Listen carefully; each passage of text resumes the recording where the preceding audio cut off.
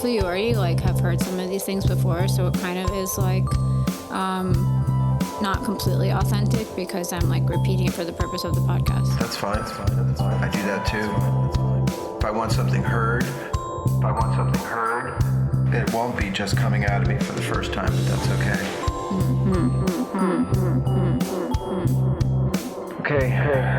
This is the Mr.Nobody podcast. I'm sitting here with my daughter. This is the first interview I've ever done. And something very different from the rest of my shows. Let's see how it goes. I was just talking to my daughter. Hi. And you were saying to me that you feel self-conscious about saying things about your intense emotions in front of me or your mom. Yeah. I thought that was really interesting because I've pretty much said how I feel about things to you in person, but I'm sure there's areas that I don't get into because I think they'll be too disturbing to you. I mean, I've shared everything with you pretty much. There's nothing that I'm keeping. It's just that it comes spontaneously. It's hard to get into it like on demand. Sure. This week was really difficult.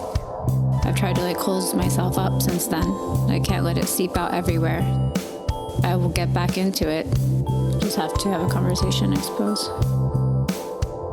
So this week it's been 3 years since your brother's death. It's so weird to say stuff like that. It just sounds so normal, which makes it feel even more profane. I don't think it sounds normal. I think there's still a disconnect between brother and death. It's hard to fully understand that. I still feel like it's somebody else's reality at the same time.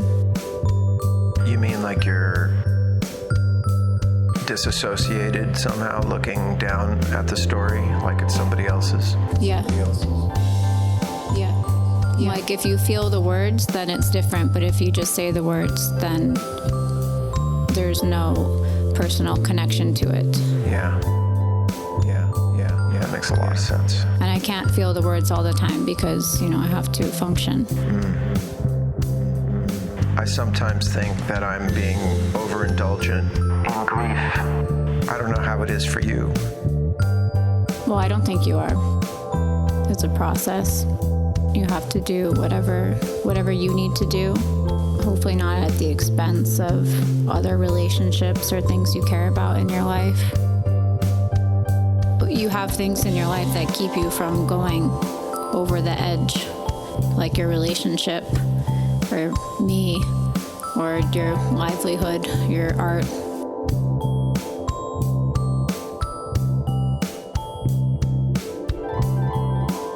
Since our DMT experience, I started listening to this stuff about shamanism. It talks about losing parts of yourself.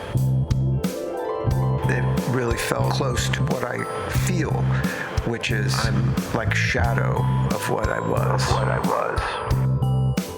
Shadow.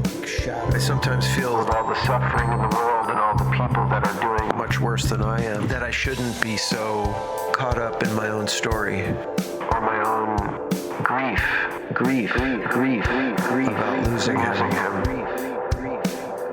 But that's what this project is, exploring just that. I have to mediate that tension between feeling like I can't get over it and trying to get over it. I have constant conversations in my mind with him. Do you have stuff like that? When I'm really upset, struggling with something, I would want to have him here to counsel me or support me. Sometimes then I talk in my head to him, and when I'm meditating, I talk to him. I know it's a big question and there's no easy answer, but what was your relationship like? Well, I considered him my best friend. He was everything to me, always number one. I was the most bonded with him more than anybody else. He was the only person in the entire world that I felt completely comfortable with and could be myself with. Not the same with my parents, not the same with my partner. I felt like we were companions, that we would go throughout life together, and I felt safe in the world because I had him and that companionship. I took care of him a lot when I was younger. He took care of me. It's just an incredible loss.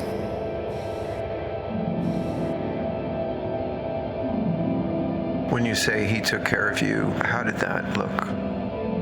He kept me calm. He gave me comfort and advice and friendship and non-judgment, something I would not be able to recreate with anybody. It just comes naturally with the bond of being siblings, being 100% from the same source, the same DNA, two parts of one. He was patient and kind and no bullshit. Did you feel he was honest with who he was with you? I mean, I did feel that way before. That's why we were so shocked. Everybody has the right to their secrets. He didn't owe us. I mean, at least not then. Had it been longer, I would have had a different expectation. But I don't feel like I'm not taking it personally. I mean, a little bit. We discussed some things. He had the opportunity. He didn't want to. So that sucks. What do you mean? To tell me what was going on. You mean when he was here last? He wasn't going to tell us. I remember looking him in the face right outside this apartment on the street and saying, I can't wait until you are closer and want to live here, because he wanted to live here. And I said something like, are you sure you're going to be able to handle being in the city, a place where you used heroin before? He didn't answer, but he also didn't say what was going on. A lie of omission. Where you don't say anything. Everything you said about him reminds me of how our relationship was too. He and I could hang out, and it made me feel like I was where I was supposed to be when I was with him. Yeah, I know what you mean. With him, there was no discomfort or needing to do something else. Just free, just peaceful. I did control our time together a lot, though. You did? Yeah. How do you mean? I'm just controlling. But he went with it.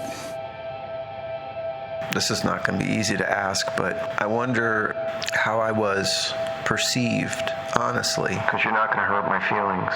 By you guys as your father. If I put too much pressure on him. You didn't express that to me. We did say how lucky we are to have you as our dad, that you're a cool dad. That was definitely the sentiment. There was never anything else. Not now. Anything from the past was irrelevant because we had so much good time. We saw the changes that you made. And what's the word? Progress. I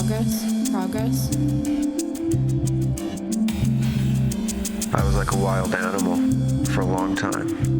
Well, I don't know if we saw all of that, but just in terms of, having a job and being very responsible, finishing school, your marriage, being our friend. And we love that you work out. I think we all have a lot in common. Maybe you two more so, but we value the same things. Well, we kind of created those values out of our commitment to them. it would have been easy for me to let go of his guitar playing. And I remember at one point I said to him, I don't want to look back. I don't want to hear from you when you're 25 that you're upset that I didn't insist that you played the guitar. I think he was 15. I just saw it slipping away, and it's the most beautiful thing I experience in my life, my inner life. I asked him to trust me, and I would be gentle and non-judgmental. I wouldn't be an asshole about it. We would share that journey. He agreed. He heard that message very deeply and said, okay, Dad. I definitely think he emulated you. He looked just like you. He liked to do all the things that you did. He ate like you. He ate like you. He ate like you. He ate like you.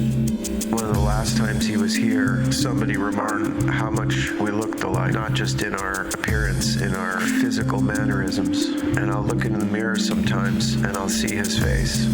And I'll not just his features, his expressions. More his than mine. It's weird. It's weird, weird, weird, weird, weird, weird, weird, weird, weird.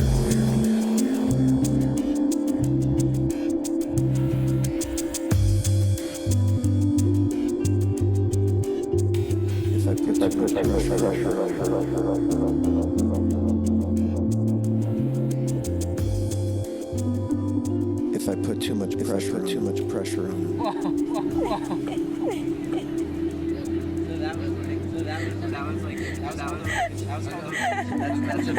That's a big hip.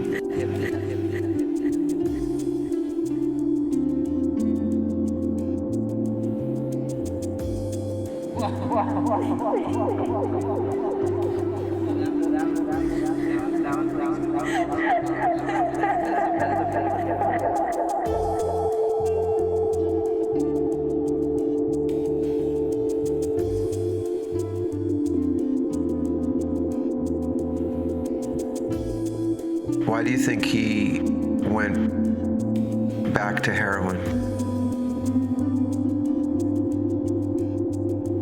Was he sad, depressed? He told me he was feeling kind of depressed when he was here. We were walking by my apartment, and that was the time he could have told me what was going on. I said, "Why are you depressed?" He said, "I don't know. And I didn't feel like it had that much weight. I said, "You're overwhelmed with school and transitions, and you just got out of a relationship, and you're getting older, and it's just, the course. It's okay. You have reason to feel down." Why did he do it? Just to feel something different. Being a hard drug user was different, all right. He had so much to live for. It was part of him. He had a draw. It was always there. I think he still glamorized it and was nostalgic about it because he didn't have enough struggle. It wasn't long enough, and he didn't have the typical fight to get sober or detox or things like that. I mean, I'm sure there were unpleasant moments, but it was not a super long period of time. With all the dangers and deaths and the fentanyl, I am surprised that he didn't consider that more seriously. I mean, he may have. He just wanted to do it. Just wanted to get fucked up. That was just part of him. I don't think it negates any other parts of him. I believe things would have been different if he didn't get bad drugs. He wasn't doing it long enough to be caught or need to come to us or hit a bottom. He was influenced by the people he was with, or that gave him an excuse. I don't really blame anybody. I blame myself and I blame him. Whatever that word means. I don't really blame anybody. I don't think he was old enough or mature enough to have the same value towards his life and health and his body, or see how sacred the body is. At that age, you're more careless, and you need to learn how to be careful, cautious, the fragility of your life force. He didn't have that depth yet. I'm saying that only because I didn't. Not until the past couple of years. If I liked heroin, then maybe I would also do that, but I don't like it. You don't think that you're going to die. I don't think you start out with the foresight that's going to be a problem.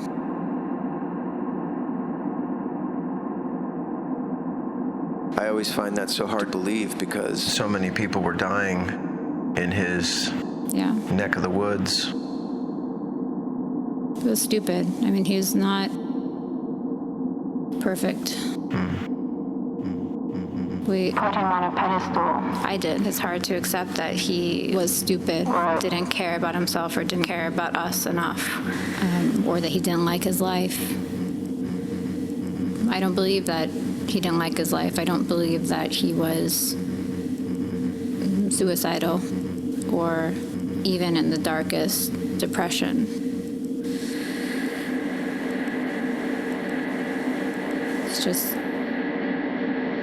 It's just his thing, you know?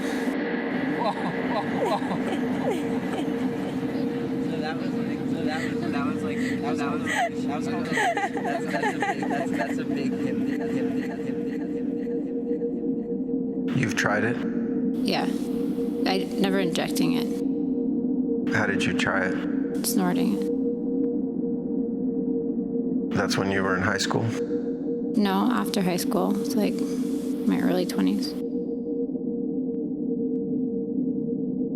At a party? Just at my friend's houses. That was the same time he was doing it, which I didn't know. He was doing that. I don't remember that time of my life very much. But I guess it just got popular then, unfortunately. It wasn't around when I was in high school. So my friends went through a period where they were doing that. I didn't really get into it because I don't like it enough. And I don't like feeling lost or not in my body or not myself. Other people seek that. And for me, it's not what I want. It creates more anxiety, the disconnection. But, you know, I've heard great things about it. But when you're not addicted, so. What great things have you heard about it? That's the best fucking feeling in the whole world. And if you have that reaction, then you're kind of screwed. He was very curious. I mean, it's not like he hadn't done it before. He had really done it. Oh yeah, I mean before, but I don't think it ever went away. And that was not our mistake, but something we didn't know about because he didn't speak on it and he didn't act on it. The 4 years that he wasn't using heroin were the best years of my life. Years of my life. Years of my life. My life. My life. My life. I was listening to your YouTube videos the other day. A mistake though, because it's really depressing to relive all that. But you said that you had the best day before, or the day of was like a perfect day. Everything was going right. And my mom said the same thing too. She said that day, the 17th or the 18th, was everything was good. It was the most perfect day. Everything was falling into place. And for me as well, I was in a good place finally. But I thought that was weird. Things aren't meant to go so well for us. What do you mean? I just had the thought in my head, like everything was going so well, seamless. And then that happens and it's like life happened. Like it wasn't meant to not have any interruptions or tragedies. I don't know if that makes sense. It does. It was all coalescing right then, and I was super excited about what life was going to be like. And I know we can never predict, but it seemed like a real kick in the face. This seemed particularly like an avoidable tragedy. And a tragedy is when a person brings themselves to ruin. It wasn't like, a freak accident or some natural thing. Would you have felt better if he was murdered? No, murder is worse because it involves a perpetrator. Like first-degree murder? No, I understand. Differently. Murder is worse. I wanted to kill the drug dealer. There's an overlap, and I sometimes am so angry at him for murdering my son. If that makes any sense. Yes. Yes. I understand that, but I don't feel that all of the time because I love him too much. But of course, I felt angry for him taking himself away because there's nobody else I can blame. But I think it's an accident. People do a lot of stupid things. It seems to me, and maybe I just don't get how great the high is, why people take heroin, because as soon as you inject it, you're just, you're gone. And wherever you go, or whatever that is enough for people to want to repeat the experience. I use the word escapism. Well, it's false. It takes you outside of yourself, which is the opposite of what everybody needs and what they're seeking. What do you mean by that? Because you're not connecting with your true self or the universe. You're going outside, away. You're going further away from yourself, and you're more disconnected. The more you do it. But I think the intention at first is the same, to feel complete and connected. But people can't live with themselves, so they want to get outside of themselves. I think a lot of people die that way. Yeah, of course.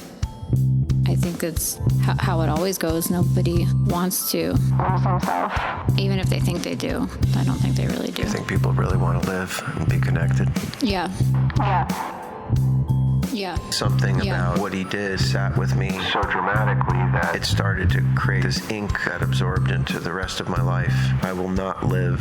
I will not accept what you did. I will not reclaim a meaningful life. To do so would be to live without you. To live without him, to live without him, without him, without him, without him. You didn't own his life, though. He was on his own journey. I'm sure that's really hard for parents to feel that way because you created him. His life is not yours. Not yours to expect him not to die. Not to die. As you're saying that, one of the things that rescued me from my darkest desires not to live was that my life really isn't my own in some basic way. It's part of a web that we're all, I don't want to say caught in, but part of an understanding that we're all responsible to each other. There's something we owe each other. So I feel like drug use, it's the most selfish thing that you can do because you're assuming you're not injecting it into your brother or sister or father or mother or dog or cat or infant, but you kind of are. It's a hollow feeling because he's never going to live again. I always thought when he was alive that we would dedicate ourselves to helping other people. And when he died, and not just died, but died in this way, I felt like I can't ever help anybody. You can help yourself. That's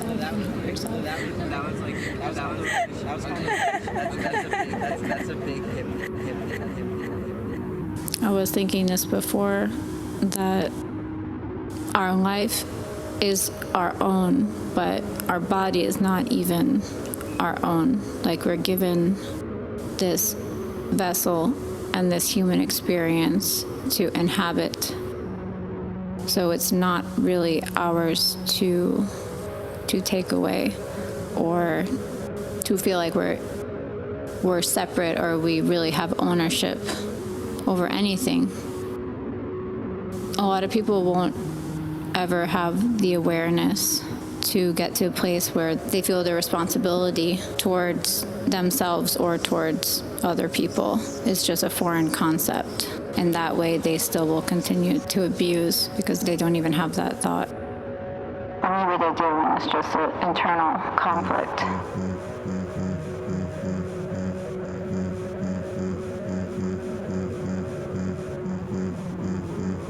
when he died, I recognized precious things are going to be taken away. We have no control. I felt like I was being punished. Yeah. Sometimes I just feel like a total fraud when I'm trying to find meaning in any of this, or acceptance or peace. Rationalizing it and searching and trying to feel things and whatever. What the fuck? No, I just feel like shit.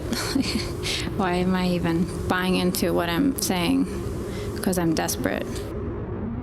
But other times I don't feel like that's true at all.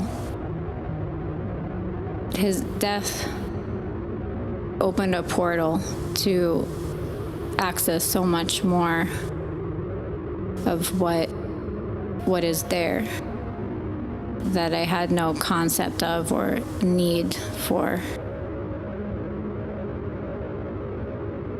And I can't say that it's not real, that it's all attempt to feel better.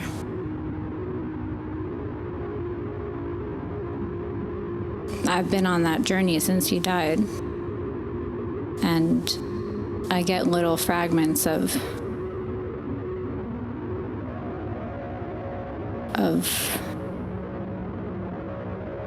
I don't know what the word is for it, knowledge or messages or feelings for things. So if I add that all up together, it's not being imagined. No, that was called a big hit. Well, that's pretty intense. I wouldn't have had that if I didn't lose the most important person in my life. Maybe it would have come to it later. He forced me. Perhaps I'm just finding peace or accepting those things that I've already learned to be true, because I go back to myself, my character, my memory, my personality, and my ego. That is what is attached to him.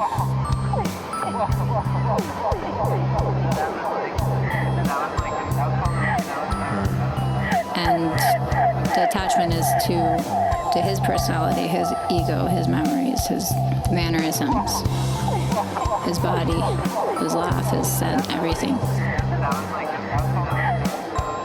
I want to stay attached to that. But that's, human. I know what you mean. It's our human-animal experience. A whale mother carries her dead calf along with her for months before she lets it drift into the ocean. Drift into the ocean. Drift into the ocean. I'm trying not to be so hateful and bitter. A clash of emotions because of how much I love him. But I also have to be honest that those two trains are crashing into each other all the time. Your ego is angry and hurt by him, not the real you. So yes, there's a clash, and that's why any diseases are created, or conflicts, and you're creating that within yourself. You and your essence, I don't think can have anger or resentment. It's just love.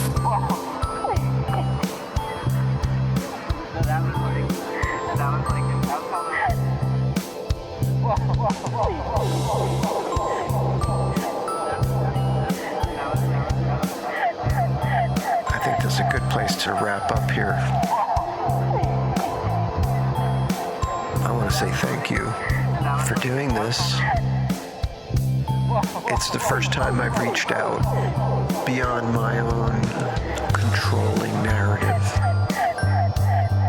And just what you said is a lot to ponder, and feels like it's true.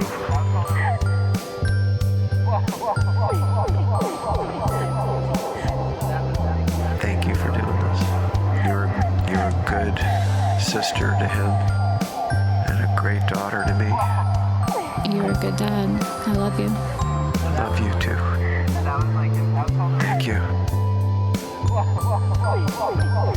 Mr. Nobody.